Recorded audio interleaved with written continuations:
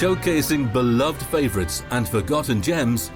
This is The Archive with Jason Drury on the Cinematic Sound Radio Network.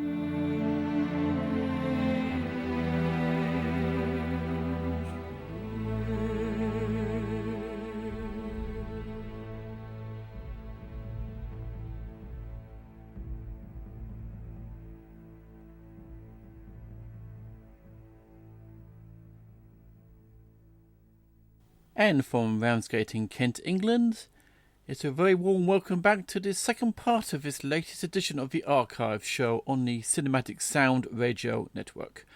I am your host, Jason Drury. It's great to have you join us again for the second part of these proceedings. As always, it's a big hello to our listeners at cinematicsound.net and through Apple Podcasts, Spotify, Podchaser, Stitcher, Pocket Casts, TuneIn, Google Play, Radio Public, and wherever you get great podcasts. It's great to have you join us once again. And if you are listening to the programme through Apple Podcasts, on iTunes, on your iPhone, in a funny way, whatever, please take the time to rate and review the show. It really does help get the show noticed and introduces new listeners to the programme. Now, this is part 2 of episode 23 of this latest edition of the Archive, if you're keeping count, and if you are, please find something else to do. And if you haven't listened to part 1 yet, as always, I admire your rebellious attitude. Later in the show, we will have music from Elmer Bernstein's classic score for The Amazing Mr. Blunden as part of the latest Best of British segment, which is a tribute to actor, director and screenwriter Lionel Jeffries. We feature a score from 2018 from the documentary A Brief History of Time Travel by upcoming composer Tracie Turnbell, and finish in rousing style with a suite from the 1995 swashbuckling adventure CUTTHROAT ISLAND with music composed by John Debney. And we kicked off part 2 of the show with music from Gladiator, directed by Ridley Scott and starring Russell Crowe, Joaquin Phoenix and Connie Nielsen, with original score composed by Hans Zimmer and Lisa Gerrard and performed by the Lyndhurst Orchestra conducted by Gavin Greenway, and played to celebrate the film's 20th anniversary. Yes, Ollie Reed has not been with us for 20 years. Just let that little fact sink in for a little while. But unrelated, 15 years before, another film was released in cinemas and quickly, unlike Gladiator, sunk without trace. REMO WILLIAMS, The Adventure Begins, also released as REMO Unarmed and Dangerous, was an action-adventure film directed by Guy Hamilton. The film starred Fred Ward, Joel Grey, J.A. Preston, Wilfred Brimley and Kate Mulgrew. The film was based on the Destroyer pulp paperback series. This film would be the only movie adaptation featuring the character Remo Williams and fared poorly in theatres. So the adventure began and then ended quite abruptly. It received mixed reviews from critics, although it did earn Joel Grey a Golden Globe nomination. An NYPD cop is killed in an accident. The death is faked, and he is inducted into the organisation CURE, dedicated to preserving the Constitution by working outside of it, as you do. Remo is to become the enforcement wing assassin of CURE, and learns an ancient Korean martial art from Shun, the master of Simazu. On the basis of his iconic score for The Last Starfighter, Craig Safan was hired to score Remo, The Adventure Begins, but never did, and created a technically complex series of themes, utilising a 65-piece orchestra with synthesizers and the addition of a 9-piece Korean ensemble playing folk tunes orchestrated for the Korean character Shun. Safan researched ethnic Korean music at the library at UCLA and wanted the sound to be unique and authentic for the film. The ensemble preferred to play sitting on the floor, so Safan conducted them in that position too. Now, one of the major aspects of the score is Safan's writing for brass, wonderfully recorded by recording engineer Dennis Sands, which in a way Safan uses as one giant percussive device. Now, the first time I heard the music from Remo Williams' The Adventure Begins was of all places a snooker hole during the middle of a game. I remember, I think it was on a Sky channel. and the television was still at full volume, and from that TV I heard Safan's score for the first time. I think I was around 15 or 16 years old at this point, and the game I was playing became a mere irrelevance. I quickly planned a way of acquiring a copy of this score at a future date. Now I have 3 versions of this score. Now the switch we're about here is from my third purchase of REMO Williams, The Adventure Begins. This is in fact the third official release. The first came from Perseverance Records in 2006 from the composer's quarter-inch 2-track mixes, for which the orchestra channels were inadvertently reversed. This was remedied by a release from Intrado in 2011. Now in 2020 we have the NoteforNote Records reissue, which comes from new digital transfers from Craig Safan's original analog masters, all done by John Davis and James Nelson. So here now is music from the 1985 action-adventure film REMO Williams, The Adventure Begins, original score composed and conducted by Craig Safan.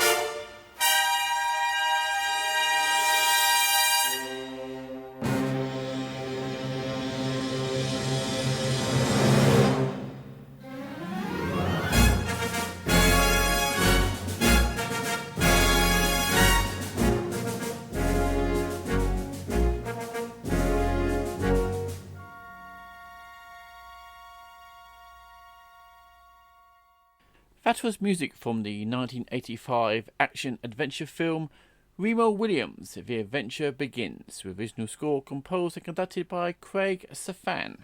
The new remastered original soundtrack recording was released in 2020 on vinyl and as a limited edition CD from NoteforNote Records.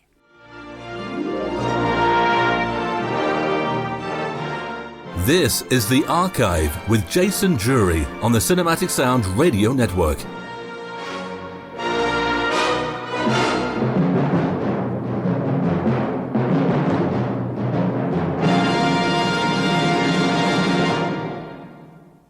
Welcome back to The Archive on the Cinematic Sound Radio Network. Now, Lionel Charles Jeffries was an English actor, director and screenwriter. He was born in Forest Hill, South London on the 10th of June 1926 and died on the 19th of February 2010. Both his parents were social workers with the Salvation Army. As a boy he attended the Queen Elizabeth Grammar School in Wimborne Minster in Dorset. In 1945 he received a commission in the Oxford and Buckinghamshire Light Infantry and served in Burma at the Rangoon radio station during the Second World War, being awarded the Burma Star. He blamed the humidity there for his hair loss at the age of 19. He also served as captain in the Royal West African Frontier Force.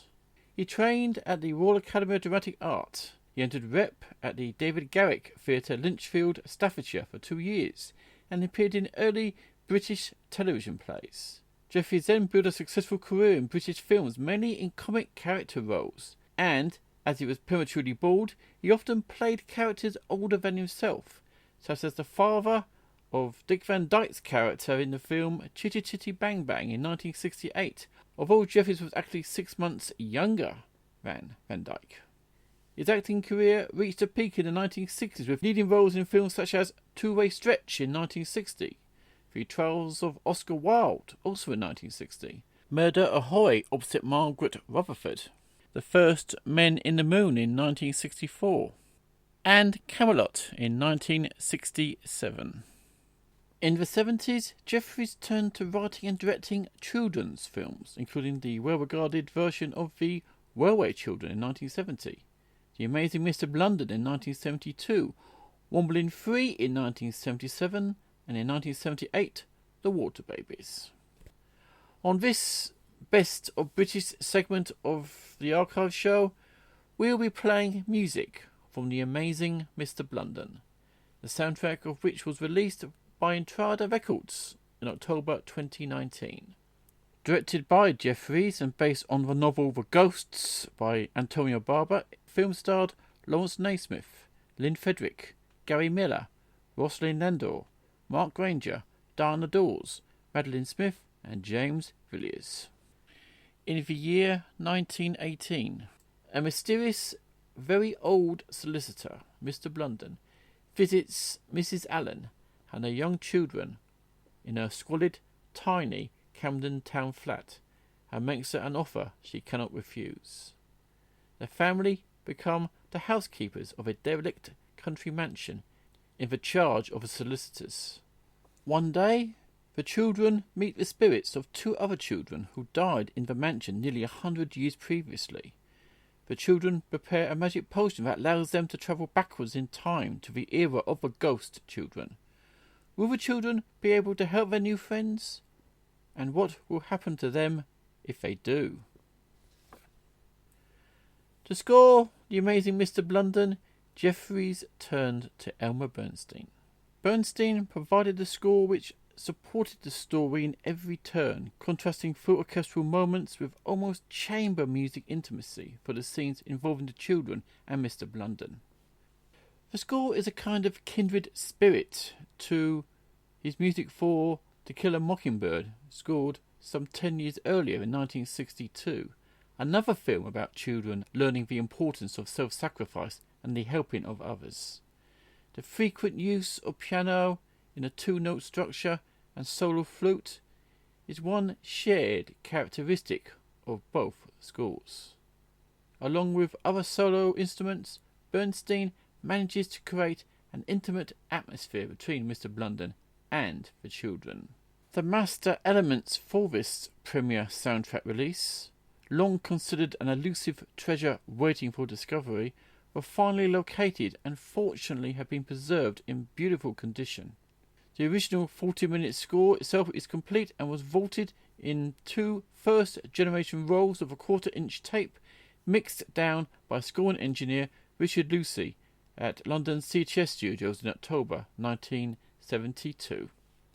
So, for our latest Best of British segment on the archive on the Cinematic Sound Radio Network, here is music from the 1972 family mystery adventure The Amazing Mr. Blunden, the original score composed and conducted by Elmer Bernstein.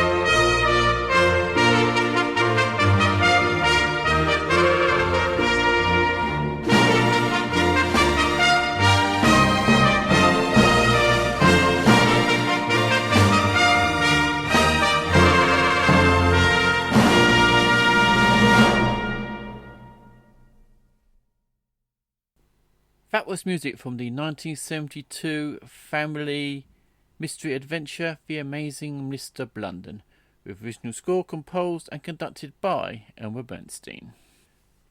Played as a tribute to one of Britain's finest director of family-orientated movies, the great Lionel Jeffries. The original soundtrack recording was released in October 2019 by Intrada Records, and is well worth chasing a copy if you can.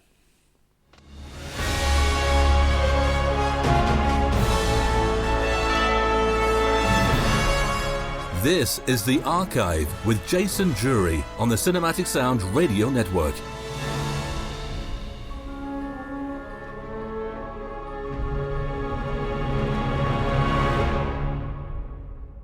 Welcome back to the show. Time travel reaches far beyond the realm of science fiction, from early stories featuring heroes falling into far-flung future worlds to countless appearances in literature, science fiction and video games. The idea of travelling through time has spanned cultures across the globe. Through interviews with experts across a wide variety of fields, theoretical physicists, game designers, spiritual leaders, to futuristic authors, the documentary film A Brief History of Time Travel explores how this idea has inspired some of the prominent intellectual minds of today and how it has influenced their work. The film premiered at the 2018 San Diego Comic Con and features a wonderful score by up-and-coming composer who is also a very talented cellist, Tracie Turnbell. Tracie Turnbell, originally from Denver, Colorado, is now a Los Angeles-based composer with an array of credits for film and television. Her most recent projects include the Emmy-nominated comedy web series Control-Alt-Delete. She has also scored numerous short horror films, including Enies for Nightmare, Series for Chorophobia.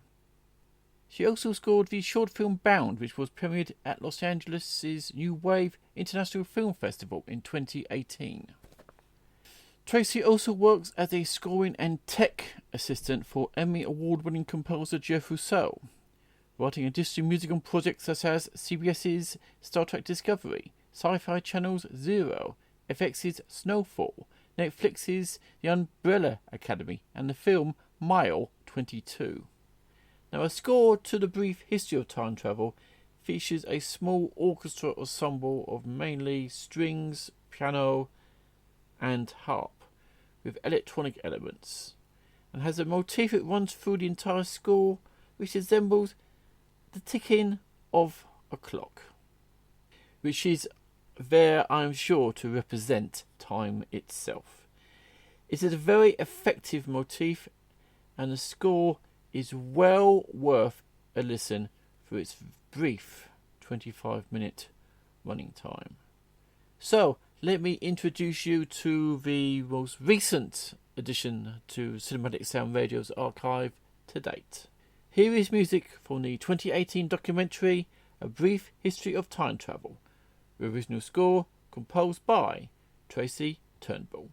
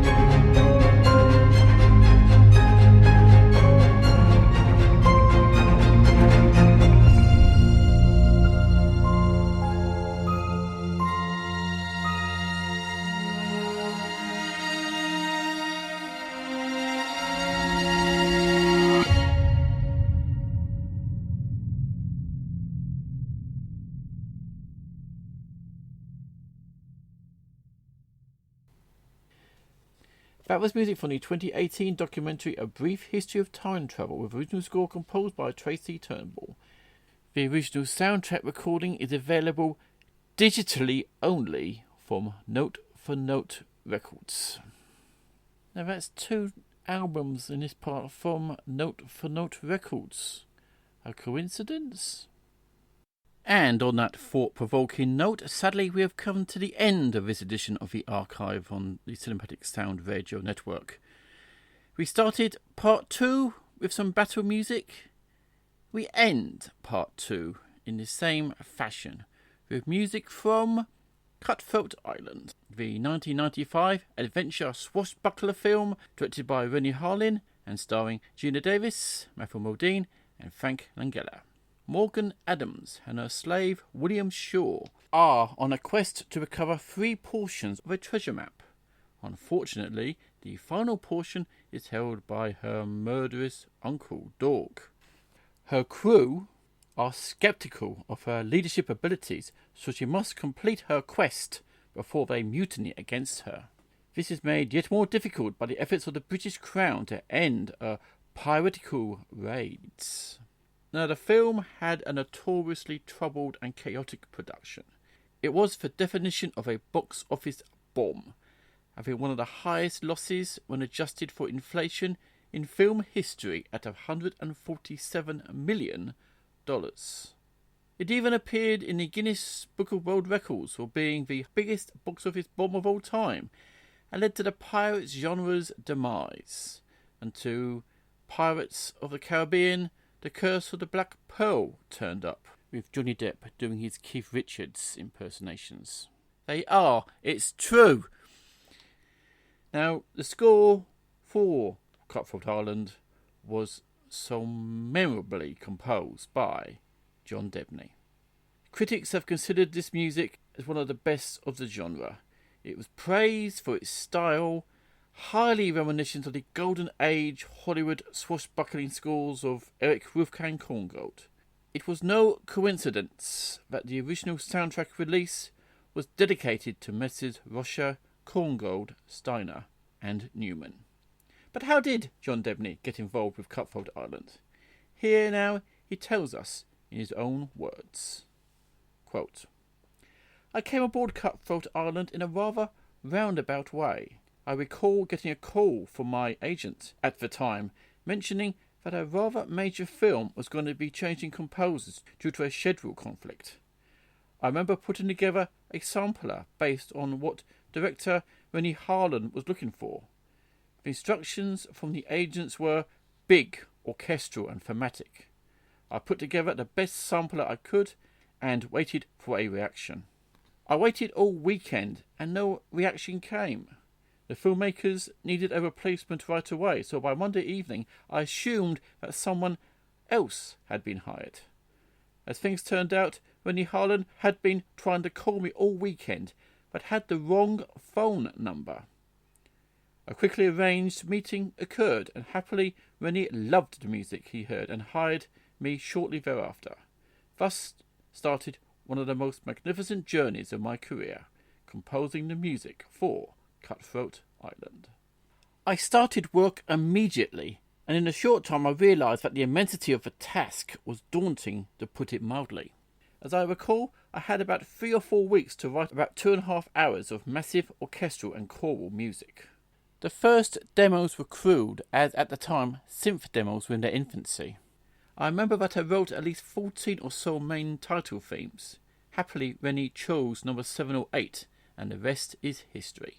All at once I was on a plane with a young orchestrator I never met, Jeff Atmajan, who I quickly dubbed Young Jeff. The odyssey that followed over approximately 3 weeks of recording at Air Studios in London was nothing short of extraordinary. Hearing the first thunderous strains of the main title is forever etched in my mind. I was awestruck. This also marked my first encounter with brilliant engineer Simon Rhodes, who looked as though he wasn't old enough to drive a car. The sound that burst through the loudspeakers, however, was nothing short of spectacular. The recording sessions were absolutely stunning. The London Symphony Orchestra were incredible, Rennie Harlan, Gina Davis and I were transfixed as the brilliance of the orchestra breathed life into the score. To this very moment, I find it hard to imagine a more magical experience in the studio. After almost 3 weeks of recording, the score was complete. My newfound London musical family wrote me a beautiful letter that I cherish to this day." Unquote. So, to finish part 2 of this edition of the archive, we are going to play music from the film's climactic battle sequence. Over 17 minutes of some of the greatest action music ever composed for film, and quite possibly making its radio debut here on the Archive show on the Cinematic Sound Radio Network. In these difficult times we are living in at the moment, there are occasions that we really do need a good swash and buckle. And John Debney's score from me always provides that in spades. If you have never heard a full symphony orchestra enjoying itself to the max, here is your chance. To end the show, here is music from the 1995 swashbuckling adventure Cutthroat Island, with original score composed by John Debney and performed by the London Symphony Orchestra and London Voices conducted by David Snell. The original soundtrack recording is available on La La Land Records. I do hope you enjoyed both parts of this edition of the archive on the Cinematic Sound Radio Network. Before I go, I must thank Peter Grabel and Yava Joseph Muradi for their assistance in helping obtain music for this show. And until the next time, I dig up more items for the Cinematic Sound Radio archive. From me, Jason Drury, is take care and happy listening.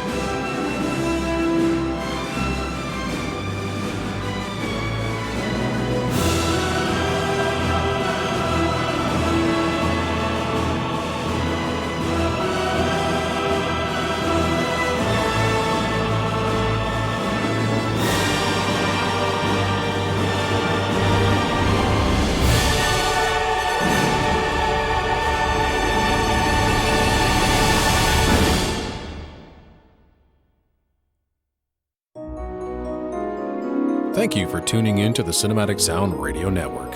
I want to thank Tim Burton for providing his voice for all the bumpers and stingers you hear throughout the program, and David Coscina for providing Cinematic Sound Radio's theme music. If you have any questions, comments, or concerns, please email us at cinematicsound@yahoo.com. You can find us on social media at CinSound Radio on Twitter and Cinematic Sound on Facebook. And if you listen to us on Apple Podcasts, please take a moment right now to rate the show and write a brief review. Reviews help introduce potential listeners to the show. And while you're at it, head over to TeePublic to get a Cinematic Sound Radio t-shirt. And don't forget to check out Cinematic Sound Radio at cinematicsound.net.